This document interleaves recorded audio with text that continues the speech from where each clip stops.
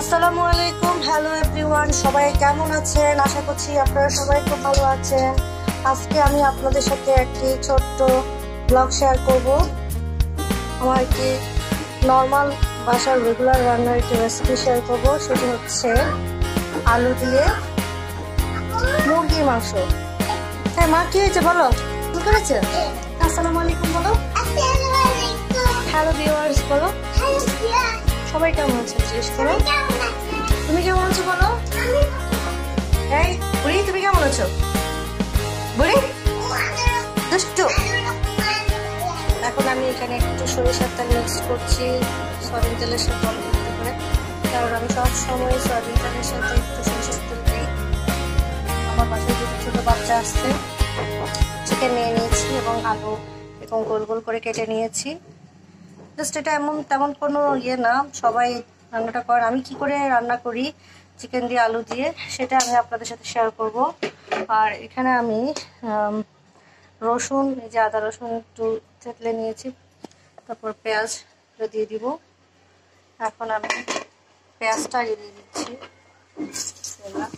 আমি কিন্তু এখানে কোনো তেজপাতা, এলাচি, কোনো গরম মশলা ইউজ করবো না, কারণ আমার হাজব্যান্ড এলাচি, তেজপাতা, দারচিনি এগুলো কিছুই পছন্দ করে না। তো সে কারণে আমি মুরগির মাংস রান্না করার সময় এলাচি, দারচিনি, তেজপাতা কোনো কিছু ইউজ করি না। সেক্ষেত্রে আমি কীভাবে রান্না করি সেটা আমি আপনাদের সাথে দেখাবো। আমার এখানে হোমমেড গরম মশলা আছে, আমি সবগুলোকে পাউডার করে রাখি। এই যে এটা হচ্ছে আমার হোমমেড গরম মশলা। এই মশলার রেসিপি আমি আপনাদের সাথে ইনশাল্লাহ শেয়ার করব ভেরি সুন। এখন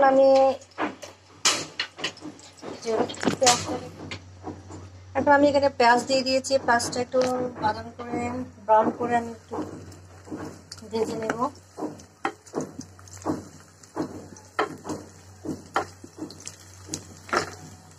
চুলের যে পেস্টটা ছিল আমি সেটাও আমি এখানে অ্যাড করে দিয়েছি।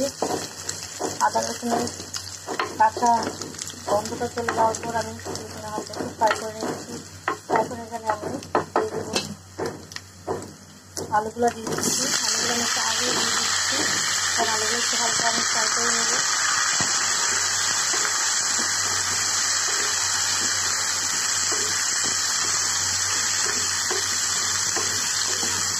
আমি যেভাবে রান্না করি রেগুলার আলু দিয়ে মুরগি, আমি জাস্ট এটাই আপনাদের সাথে শেয়ার করছি।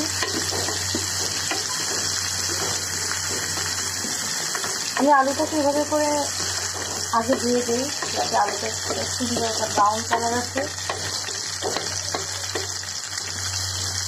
এটা আমি এবার একটু রেখে দিব, ঢাকনা দিয়ে ঢেকে আমি একটু রেখে দিব। ঢাকনা দিয়ে রেখে দিলাম। তো আলুটা আমি এবার একটু ফ্রাই করে নিয়েছি, খুব বেশি কালার আসতে দিইনি, অল্প একটু হালকা ব্রাউন কালার হয়ে গিয়েছে এবং আমার পেঁয়াজটাও ব্যাস্তার মতো হয়ে গিয়েছে। এই অবস্থায় আমি আমার চিকেনটাও দিয়ে দিব। একটা লেবু পাতা আমি ইউজ করবো। তো আমি এখন দিয়ে দিচ্ছি চিকেনটা দিয়ে আমি খুব ভালো করে এখন আমি আবার নিয়ে নেব। আমি কিন্তু এখনো কোনো মশলা আমি করিনি, এটাকে আমি তেলের উপরে খুব ভালো করে ফ্রাই করে নেব। ভালো করে আমি ফ্রাই করে নিচ্ছি। এখনো কোনো মশলা আমি ইউজ করবো না।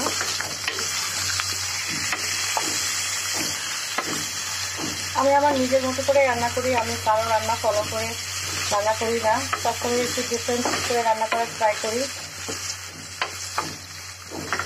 তো আমার রান্না আজকে আমার এই যে চিকেন রান্না আলু দিয়ে, কারো কাছে ভালো লাগতে পারে, কারো কাছে খারাপ লাগতে পারে। তো এটা যা যা মেন্টালিটির উপর ডিপেন্ড করবে।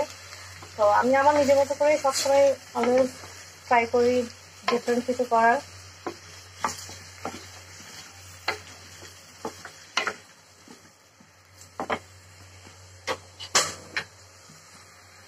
আমি যখন রান্না করতো তখন আম্মু আমাকে দেখে দেখে বলতো, যা পাশে আসো দেখো আমি কীভাবে রান্না করি, রান্না করা শিখতে হবে। তো আম্মুর পাশে দাঁড়িয়ে থাকতাম, কিন্তু দাঁড়াতাম তখন আমি ক্লাস 5-এ করি। এরপর যখন আমি শিখতে উঠি তখন প্রায় সময় আম্মুকে বাড়িতে যেতে হতো গ্রামে। তো সে কারণে আম্মু আমাকে ডাল রান্না, আলু ভাজি রান্না,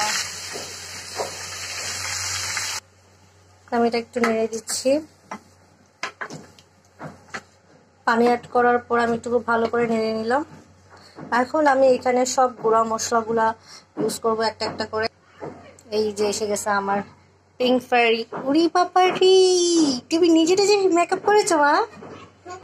কে সাজিয়ে দিয়েছে তোমাকে? আমার পুরি, এটা হচ্ছে আমার পিঙ্ক ফেয়ারি। তোমাকে অনেক কিউট লাগছে baby, very nice, I love you. ফ্লাওয়ারটা তো খুব সুন্দর হয়েছে। তুমি তুমি তো নিজে নিজে মেকআপ করে শিখে গিয়েছো বেবি। তোমার টিটলিটা দেখাও না সবাইকে। আমার মা, এটা হচ্ছে আমার বড় মা, হচ্ছে আমার বড় আম্মু। সুন্দর করে লিপস্টিক লাগিয়েছে, মেকআপ করেছে, পাশে একটা গোলাপ ফুলও লাগিয়েছে। নাইস লাগছে। সবাই জানাবেন আমার মেয়েকে কেমন লাগছে। ফারাজ, সবাই একটা হাই বলো তো। আসসালামু আলাইকুম বলো। সবাইকে বলো, সবাই আমার জন্য দোয়া করবেন।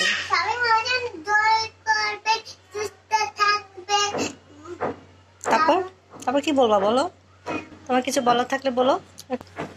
তো আমি এখন এখানে 1 চামচের মতো লাল মরিচের গুঁড়ো, হলুদ গুঁড়ো আর ধনিয়া গুঁড়ো দিয়ে দিয়েছি।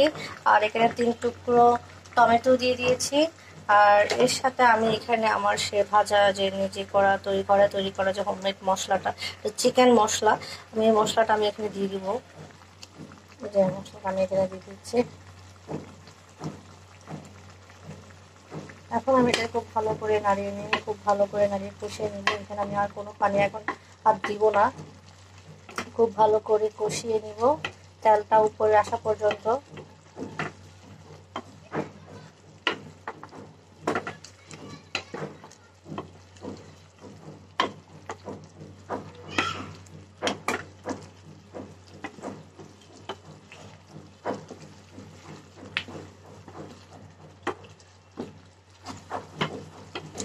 আমি কিন্তু এখানে ফার্স্টে কোনো লবণ ইউজ করিনি, কারণ লবণটা যদি আগে দিয়ে দিই তাহলে মাংস এবং আলুটা সিদ্ধ হতে খুব দেরি হয়, লেট হয়। সো আমি এই কারণে লবণটা একটু পরেই দিই সবসময়, কারণ আমার এখন মাংসটা কষানো হচ্ছে, এই সময় আমি লবণটা দিয়ে দিচ্ছি। কারণ আমি তো আলু এবং মাংসটা আগে প্রায় রান্না করে নিয়েছিলাম। তো আমি এখন পরিমাণ মতো লবণ দিয়ে দিচ্ছি। এর সাথে আমি একটা 1/2 চামচের মতো চিনিও দিয়ে দিচ্ছি। চিনিটা ইউজ করবেন, চিনিটা দিলে ভালো হয় কি যে মিশরে ফাঙ্গাস জাতীয় একটা পদার্থ থাকে যেটা আমাদের খাবারের ব্যাকটেরিয়া ইয়ে করে। তো আমি যেন সবসময় সব কিছুতে অল্প অল্প করে চিনি দেওয়ার ট্রাই করি, আপনারাও দিবেন। যদি কারো ভালো না লাগে এটাকে স্কিপ করতে পারেন। আমি চিনিটা বেসিক্যালি সব কিছুতে ইউজ করি। যাই হোক, এখন আমি এটা নেড়ে দিচ্ছি। এখন এটাকে আমি খুব ভালো করে মিক্স করে নেড়ে দিয়ে ঢাকনা দিয়ে ঢেকে রেখে দিব। খুব ভালো করে কষিয়ে নেব।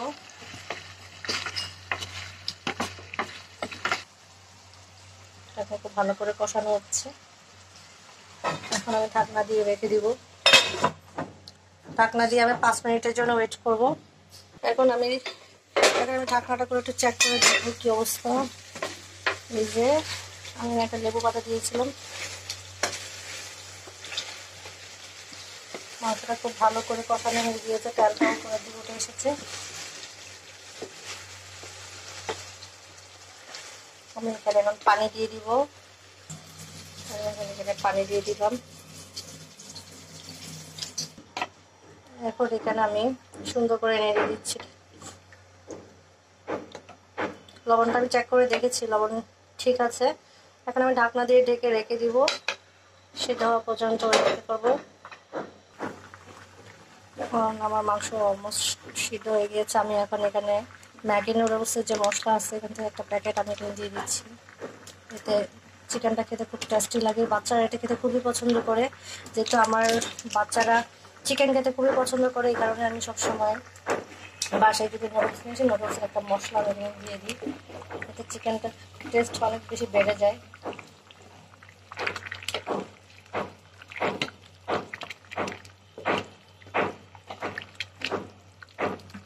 এবার আমি আরও কিছুক্ষণ রেখে দিব ঢাকনা দিয়ে।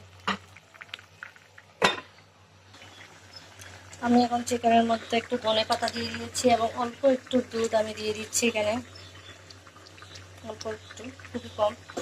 অল্প একটু আমি গরুর লিকুইড দুধ দিয়ে দিয়েছি।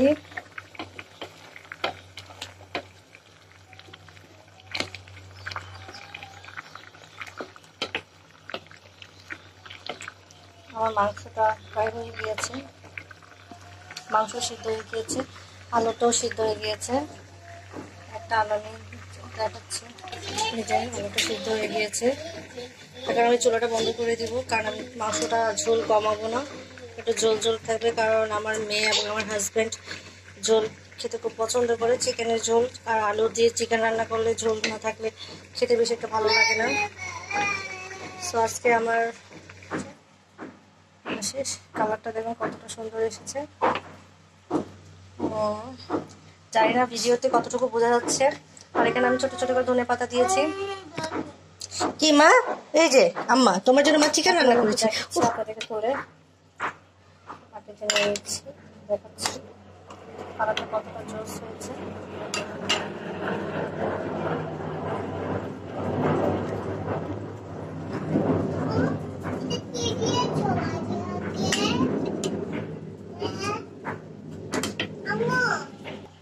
এই যে আমার পাটিতে নিয়ে নিয়েছি, দেখুন।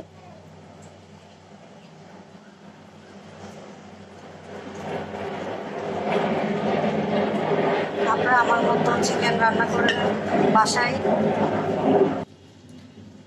সো বাইরে একটা প্লেন যাচ্ছিল, অনেক বেশি শব্দ হচ্ছিল, যে কারণে আমার কথাগুলো বোঝা যাচ্ছিল না।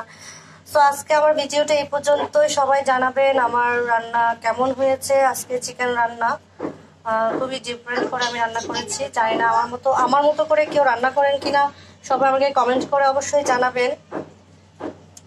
আর আজকে রান্নাটা আপনাদের কেমন লেগেছে সেটাও আমাকে জানাতে ভুলবেন না। আমি সম্পূর্ণরূপে নিজের মতো করে কেমন হয়েছে। যদি আমার রেসিপি, আজকের যে রেসিপিটা যদি আপনাদের ভালো লেগে থাকে, সবাই আমার চ্যানেলকে একটি লাইক করবেন, সাবস্ক্রাইব করবেন এবং অবশ্যই আপনার ফ্রেন্ড এবং ফ্রেন্ড সার্কেল সব যারা আছে সবার সাথে অবশ্যই শেয়ার করবেন। তাহলে আজকের মতো আমি এখানে বিদায় নিচ্ছি। এই যে দুই বোন কি করছে হাতে? এটা কি মা? Green tomato. আচ্ছা, এই যে বুড়ি, দুই বুড়ি সবাইকে টাটা দিয়ে দাও মা। আল্লাহ হাফেজ মা। আল্লাহ হাফেজ বল, আল্লাহ হাফেজ বল, আল্লাহ হাফেজ, আসসালামু আলাইকুম। আল্লাহ হাফেজ, আসসালামু আলাইকুম। টাটা বাবা, টাটা, আল্লাহ হাফেজ। মায়ের দিকে তাকাও, তুমি একটু তাকাও। সবাই ভালো থাকবেন, সুস্থ থাকবেন এবং আমার বাচ্চাদের জন্য সবাই দোয়া করবেন এবং আমার জন্য দোয়া করবেন, যাতে আমি আরো ভালো ভালো রান্না করে আপনাদের সাথে শেয়ার করতে পারি। আল্লাহ হাফেজ, আসসালামু আলাইকুম।